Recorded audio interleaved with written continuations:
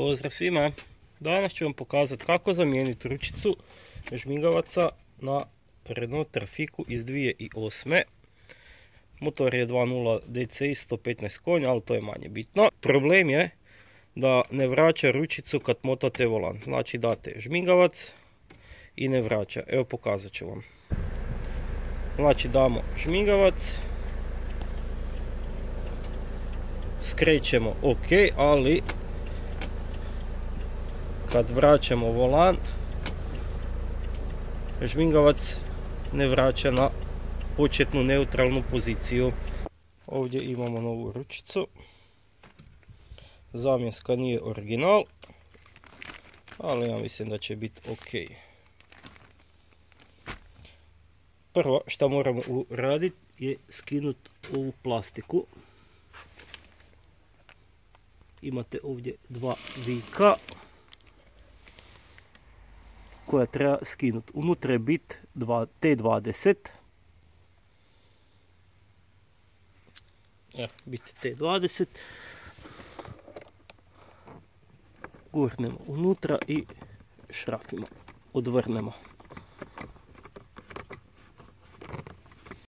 Isto uradimo i na drugoj strani. Kad smo odvrnuli vijak, jednostavno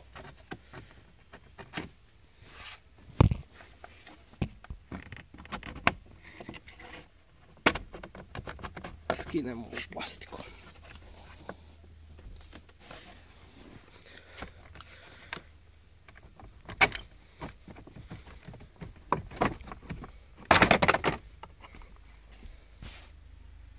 Plastika. Maknuti i ovaj gornji dio.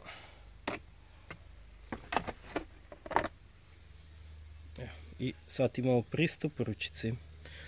Za skidanje ne treba vam nikakav alat. Imate ovdje kao osigurač i sa doljnje strane isto. Jednostavno pritisnete i iščupate, povučete van prema sebi.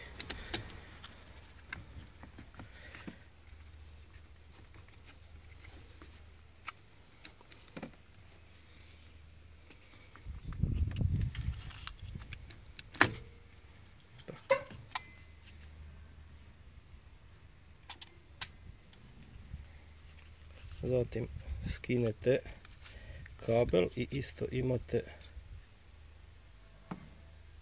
dva pipca koja morate pritisnuti i štekate. Stara ručica, nova. Sad ćemo montirati novu. Evo, imamo novu ručicu, stara je dolje. Prvo štekamo instalaciju.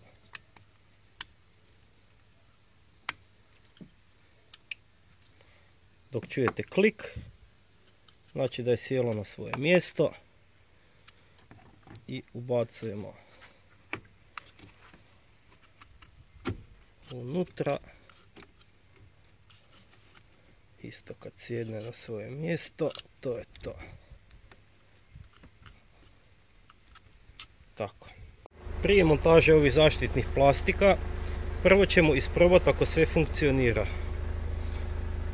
Znači, svjetla, duga, žmigavac lijevi, desni, maglenka, stražnja, sve funkcionira.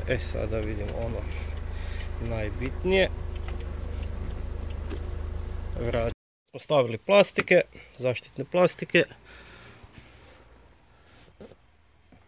Zavrnemo ova dva vika. Bit T20. Evo. To je to. Riješili smo ručicu. Ova ručica je montirana. Ona radi, u funkciji je i možemo dalje nastaviti sa normalnom vožnjom. Hvala što ste pratili ovaj video do kraja. Pretplatite se, ko se još nije, stisnite palac gore dijelite i uskoro vidimo se u novom videu. Hvala, pozdrav, bok!